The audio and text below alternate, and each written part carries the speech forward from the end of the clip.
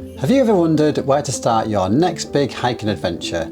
Well, in this video I'm going to take you through some map guidance, some route planning and show you one of the best UK hikes that I've done for a long time, just to show you the example of a route that you could do on your next big hiking adventure.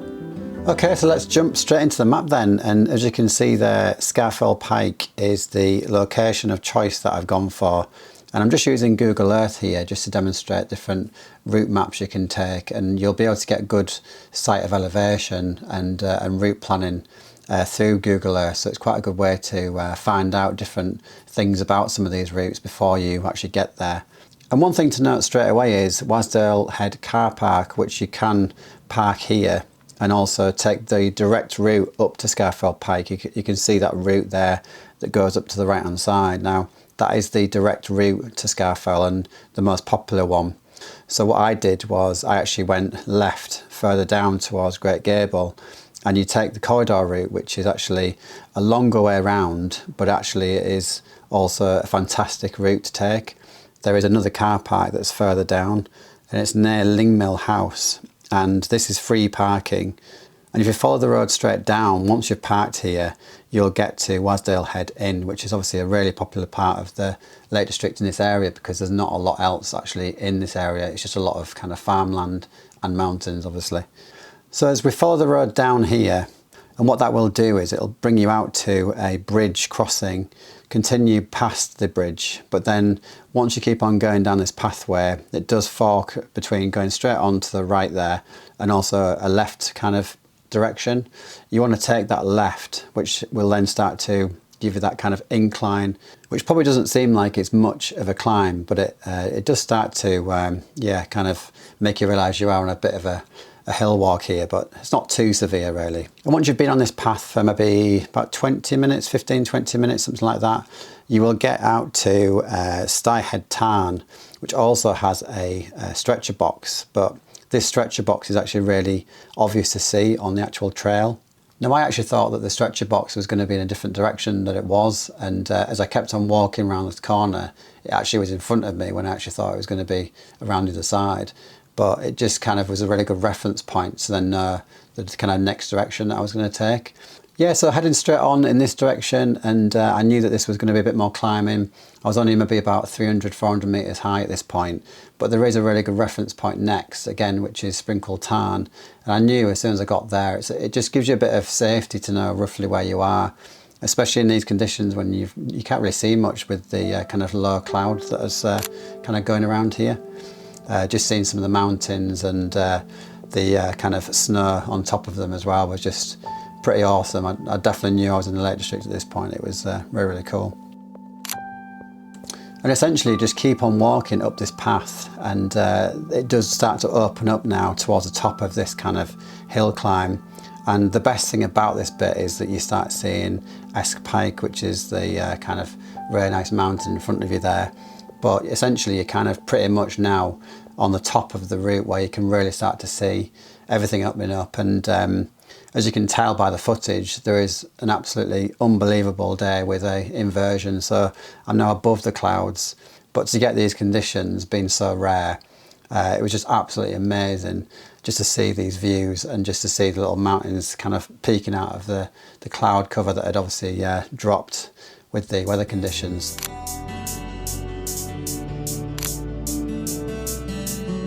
Yeah, so at this point I'm wanting to kind of turn right towards Great End. This is the point where really you can start seeing Scafell Pike, and then you've got like classic kind of hills like Bow Fell, Crinkle Crags that you can see from this kind of viewpoint. And you can actually walk this way as well. You could do Wasdale Head all the way to this point and then down towards Bow Fell, Crinkle Crags, and do the Langdale Valleys if you were really up for like a really big day's hiking. Equally, you can do it the other way around as well. If you start at Langdale, you can kind of come up all these mountains and come round to Scafell Pike. Yeah, so at this point I'm on the trail just below Great End, and you can see where you're next heading, which is obviously towards the main route on the tops towards Scafell Pike, and just absolutely staggering views at this point. It just is amazing to see basically England's tallest mountain. Yeah, I was just excited to kind of get across to that really. From this point onward, especially in kind of snowy conditions, I thought, oh, I'll be there in 15-20 minutes, no problem whatsoever. I think it took me maybe 35-40 minutes to get from this point to the actual summit of Scafell Pike. And that's actually because it looks like you're not that far from the summit, but also the actual terrain is pretty tough actually. Everything's not like the perfect trail in, as this map would probably suggest. So I think that's probably something just to bear in mind as well, is that when you see trails on some of these kind of route guides and route planning kind of websites, it's not always as straightforward as that. I know for this particular hike, there was a lot more kind of undulating kind of different hiking that I had to do, and there's a lot more boulder fields and kind of the terrain that wasn't so much like a normal pathway. Even with that in mind though, it was an absolutely fantastic route, and I've got to say I was really glad that I took on the longer corridor route just to get myself up to Scafell Pike at this point. And then finally reaching the summit here, it was I was very lucky actually that there was only maybe 3 or 4 other people up there at the time. If you were to go kind of during summer, especially on a weekend, even during the week actually, you'll probably find that there's going to be at least 20, 30, if not more people on the summit at any time that you go. So to get up there when it was this kind of quiet was absolutely awesome, to be honest with you.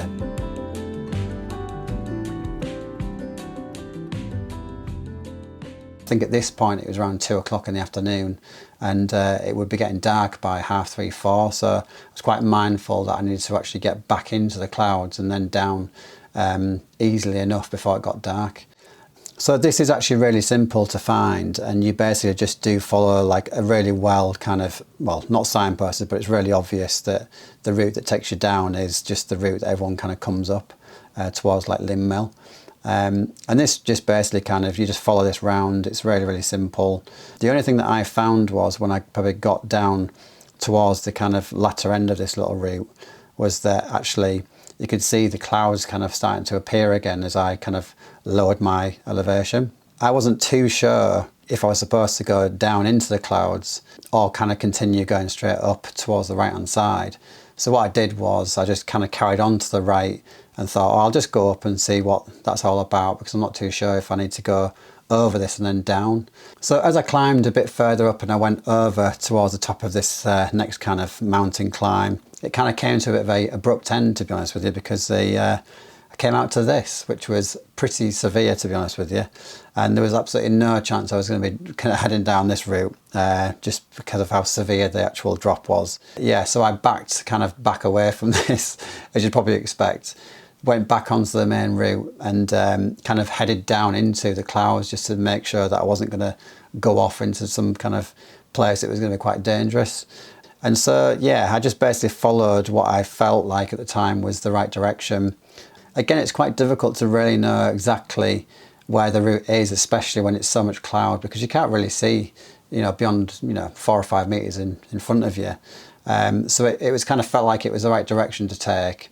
But if you did want to find the normal route, you basically just kind of keep on following this trail down. It wasn't actually as obvious on the day that I was there, I guess because of the snow that was around. But on this map, it does look fairly straightforward actually, just to follow that route straight back down into the valley. But I kind of directionally just kind of came back to this area and headed through. You can see some of these trails that just kind of go across the top of this next kind of fell, really. I don't think it's kind of classed as a mountain, this bit. And then eventually came out to see the views of the valley again, where Wasdale Head is. And you can see the pub down there as well, which is fairly obvious enough from where I was. Good old Adventure Rust thought, I'm just going to take a direct route down and ignore the pathway that's just probably to the left hand side, which was pretty steep, I'll be honest. But it was just kind of quite thick, like fell grass that you're going through, and as long as you dig your heels in, it's not too bad. Went over the bridge, follow it back down to the kind of farmland and towards where Wasdale Head Inn would be located, back on the main trail that you started on. Hopefully I'll see you again in the next one pretty soon. Thanks for watching. Cheers. See you later.